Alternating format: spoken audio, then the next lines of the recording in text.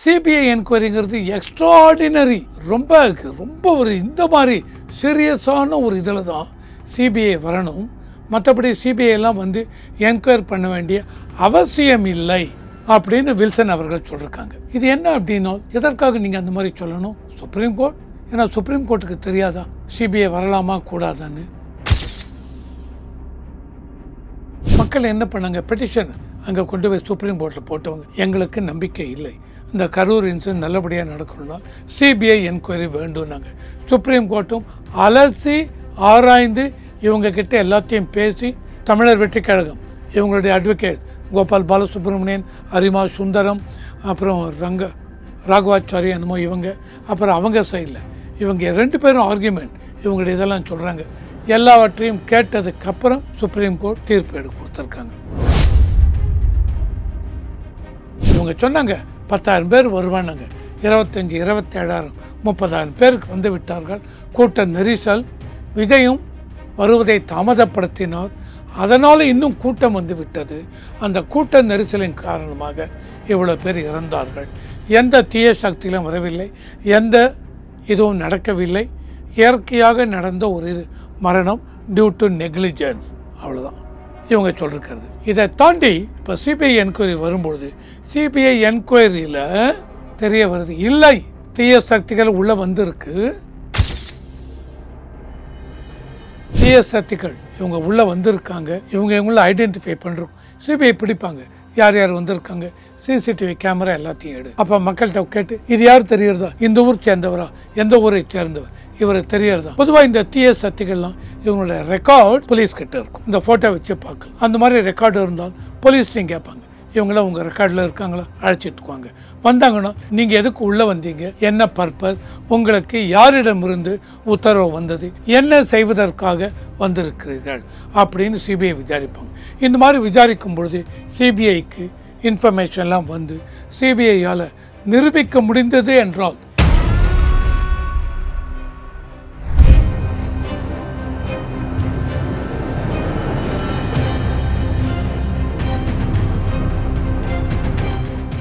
Real one நேயர்களுக்கு வணக்கம். இன்று நம்மளுடைய நேர்காணலுக்கு அரசியல் விமர்சகரான திரு ரவிசங்கர் அவர்கள் இணைஞ்சிருக்காங்க. சார் வணக்கம்.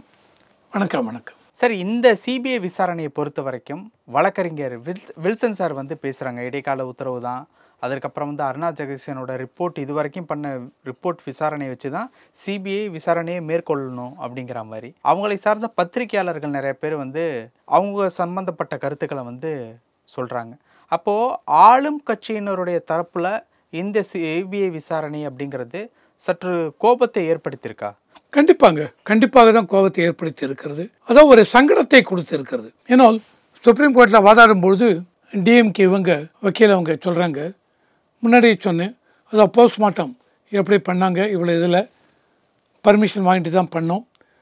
அதை தாண்டி இவங்க சொல்கிறாங்க, சுப்ரீம் கோர்ட்டில் இவங்க பேசும்பொழுது சிபிஐ என்கொயரிங்கிறது எக்ஸ்ட்ராடினரி, ரொம்ப ரொம்ப ஒரு இந்த மாதிரி சீரியஸான ஒரு இதில் தான் சிபிஐ வரணும்.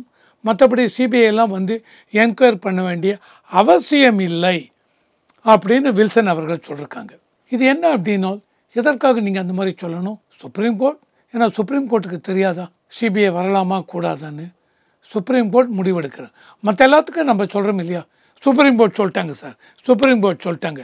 சுப்ரீம் கோர்ட் தமிழ்நாடு அரசாங்கத்தோட 10 பில், இந்த கவர்னர் பெண்டிங் வச்ச 10 பில்லையும் இவங்க அவங்களுடைய power and section article 142 of the constitution அதை வச்சு சுப்ரீம் கோர்ட் பாஸ் பண்ணாங்க. அப்போ என்ன சொன்னீங்க, சுப்ரீம் கோர்ட் சொல்லிட்டாங்க, சுப்ரீம் கோர்ட் நியாயமாக பேசிட்டாங்க அப்படின்னு சொல்கிறீங்க. எலக்டோரல் பாண்டு விஷயத்தில் 2024 ஜூனில் எலெக்ஷன், மார்ச் மாதம் சுப்ரீம் கோர்ட் ஆர்டர் கொடுத்தாங்க, எலக்டோரல் பாண்ட்ஸு பண்ணக்கூடாது, அதை யாருக்கு கொடுக்குறாங்கன்னு தெரியவில்லை, அதனால் இது அன்கான்ஸ்டிடியூஷனல் அப்படின்னு சொன்னாங்க. உடனே எல்லா எதிர்கட்சியும் கை தட்டினாங்க. சுப்ரீம் கோர்ட் நியாயத்தை பேசுகிறாங்க பாரு நீங்கள். அதே மாதிரி நீங்கள் சுப்ரீம் கோர்ட் எல்லாத்தையும் கேட்டாங்க, சிபிஐ என்கொயரி வேண்டும் அப்படின்னு சொல்லியிருக்காங்க. அப்போ நியாயம் தானே அது? அதனால் இதில் வந்து இவங்களுக்கு வந்து மனசு சங்கடம் இருக்குது. எதனால் சங்கடம் இருக்குன்னா, தமிழ்நாடு அரசாங்கம் அவங்க என்ன பண்ணிருக்காங்க, ஒரு 1 மேன் கமிஷன் திருமதி ஜெகதீசன், அருணா ஜெகதீசன் கீழே ரிட்டையர்டு ஜட்ஜு, அவங்க கீழே ஒரு என்கொயரி கமிஷன். இதையும் தாண்டி சென்னை ஹைகோர்ட் அதில் இவங்க கேஸை பெட்டிஷன் போடும்பொழுது அவங்க என்ன சொல்லிட்டாங்க, SIT special investigation team Asra Garg அவர் கீழே ஒரு எஸ்ஐடி ஃபார்ம் விட்டாங்க. அதையும் இவங்க எல்லாமே police officials under the control of Tamil Nadu state government. ஓகேவா?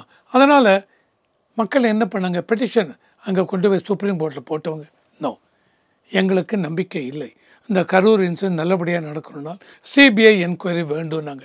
சுப்ரீம் கோர்ட்டும் அலசி ஆராய்ந்து இவங்கக்கிட்ட எல்லாத்தையும் பேசி தமிழர் வெற்றி கழகம் இவங்களுடைய அட்வொகேட் கோபால் பாலசுப்ரமணியன், அரிமா சுந்தரம், அப்புறம் ராகவாச்சாரி என்னமோ இவங்க, அப்புறம் அவங்க சைடில் இவங்க 2 பேரும் ஆர்கியூமெண்ட் இவங்களுடைய இதெல்லாம் சொல்கிறாங்க. எல்லாவற்றையும் கேட்டதுக்கப்புறம் சுப்ரீம் கோர்ட் தீர்ப்பு கொடுத்துருக்காங்க, எஸ் சிபிஐ என்கொயரி வரணும். அது தமிழ்நாடு அரசாங்கத்துக்கு ஒரு இதுவாக அமைந்து விட்டது. ஓ, நமக்கு இது ஒரு what we can say, Tamil Nadu அரசாங்கத்துக்கு ஒரு இடையூறு மாதிரி ஆகிடுது. அவங்களுடைய இதில் ஒரு தலையில் பத்திரிகையில் எழுதும்போது சுப்ரீம் கூட்டு வைத்து விட்டார்கள் அப்படிம்பாங்க. ஸோ இதனால் இவங்க என்ன நேற்று மறுபடியும் படித்தேன், என்ன படித்தேன் அப்படின்னா 2-3 இவங்க பெட்டிஷன் மனுதாரர்கள் எங்களுக்கு தெரியாமல் எங்களை ஒன்றுமே சொல்லாமல் எங்களை மிரட்டி கையெழுத்து வாங்கினாங்க அப்படி இப்படின்னு. அதில் அந்த இறந்து போன பையன் அவனுடைய அப்பா பன்னீர்செல்வம் அவர் தான் இப்போ சுப்ரீம் கோர்ட்டில் ஃபைல் பண்ணார் சிபிஐ என்கொயரி வேணும்னு. ஆனால் அடுத்த நாளே அவருடைய மனைவி வீடியோ கான்ஃபரன்சிங் மூலம் பேசும்பொழுது எனக்கு தெரியாது, என்கிட்ட சொல்லாமே இந்த மாதிரி கேட்டிருக்காங்க, நான் இதுக்கு ஒத்துக்கொள்ள மாட்டேன் அப்படி இப்படின்னு சொன்னாங்க. இதெல்லாம் தமிழக அரசாங்கத்திற்கு மேபி ஒரு புத்துணர்ச்சியை கொடுத்துருக்கலாம். அதனால்தான் தமிழக அரசாங்கம் அப்பீலுக்கு போகலாம் என்ற எண்ணம் இருக்கிறது அப்படின்னு ஒரு நியூஸ் அடிபடுறது. கன்ஃபார்ம் பேப்பரில் எதுவும் வரலை, பேச்சு இது வருது. பட் இந்த கரூர் சம்பவத்தை பொறுத்த வரைக்கும் டிவிகேவுக்கு சாதகமாக ஏதாவது ஒரு விஷயம் அமைந்தால் அது டிஎம்கேவிற்கு ஏதாவது ஒரு சின்ன ஒரு சர்க்கிள் இல்லை ஒரு சோகம் இப்படி ஆயிடுச்சு அப்படிங்கிற ஒரு கவலை, அந்த மாதிரியான ஏதாவது விஷயம் ஏற்படும். கண்டிப்பாக நடக்குங்க, கண்டிப்பாக நடக்கும். அதாவது என்ன அப்படின்னா, இது வரைக்கும் தமிழ்நாடு அரசாங்கமாகட்டும் எல்லாம் சொல்கிறது போஸ்ட்மார்ட்டம் முடித்தாச்சு, இது முடித்தாச்சு, கிடுகிடுன்னு எவ்வளோ வேலையை முடிக்க முடியுமோ டக்குன்னு முடித்தாச்சு. மக்களுக்கு பாதிக்கப்பட்ட மக்களுக்கு இறந்தவர்கள் குடும்பத்திற்கு 10 லட்சம், மற்றவங்க எல்லாருக்கும் 1 லட்சம் இதெல்லாம் கொடுத்தா இழப்பீடு கொடுத்தாச்சு. முதல்வர் அவர்களும் நேரடியாக போய் பார்த்து விசாரித்தார்கள், எல்லாம் முடிந்து விட்டது, எந்தவித தீய சக்திகளும் உள்ள வரவில்லை. இந்த கூட்ட நெரிசல் இயல்பாக ஏற்பட்ட ஒன்று, கூட்ட நெருக்கடி. இவங்க சொன்னாங்க 10,000 பேர் வருவானாங்க, 25, 27,000, 30,000 பேருக்கு வந்து விட்டார்கள். கூட்ட நெரிசல், விஜயும் வருவதை தாமதப்படுத்தினார், அதனால் இன்னும் கூட்டம் வந்து விட்டது. அந்த கூட்ட நெரிசலின் காரணமாக இவ்வளோ பேர் இறந்தார்கள். எந்த தீய சக்தியிலும் வரவில்லை, எந்த இதுவும் நடக்கவில்லை, இயற்கையாக நடந்த ஒரு மரணம் டியூ டு நெக்லிஜென்ஸ், அவ்வளோதான் இவங்க சொல்லிருக்கிறது.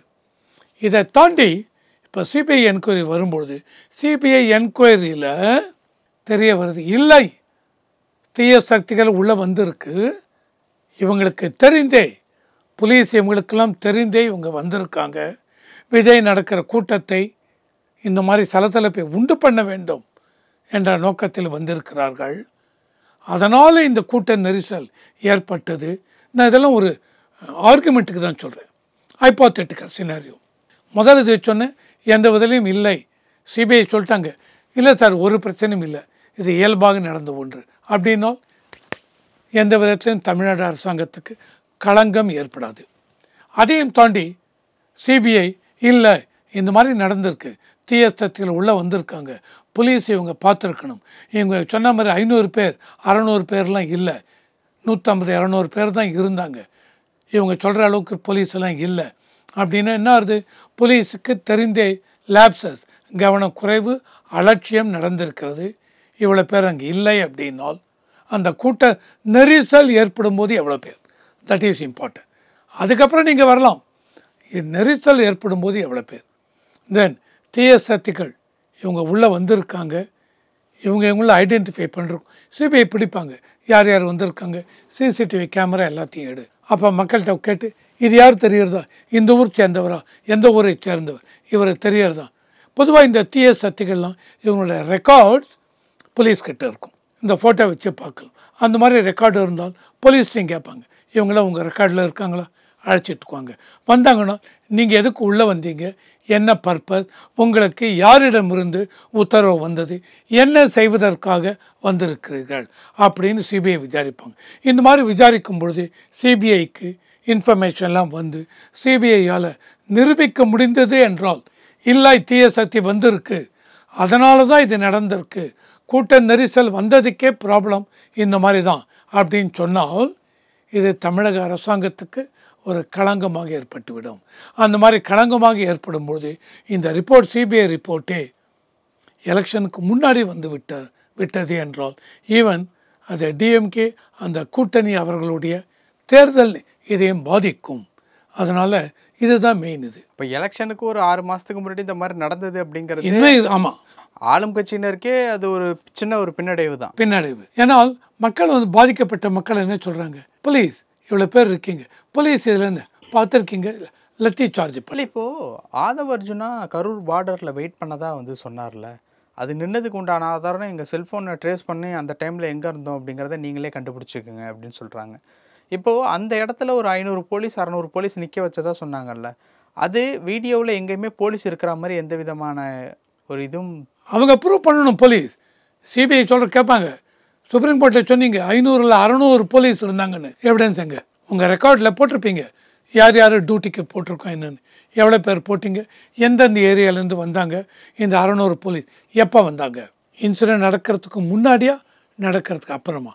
இன்சிடென்ட் நடக்கிறதுக்கு முன்னாடி இந்த 500 பேர் வந்தாங்கன்னா அவங்களால ஏன் கூட்டத்தை கண்ட்ரோல் பண்ண முடியவில்லை, என்ன மாதிரி ஸ்டெப்ஸ் எல்லாம் நீங்கள் எடுத்தீங்க, விஜய்க்கு ஃபோன் பண்ணிங்களா, போலீஸ் இதை கேன்சல் பண்ணிங்களா, மீட்டிங்கே கேன்சல் பண்ணிருக்கலாமே.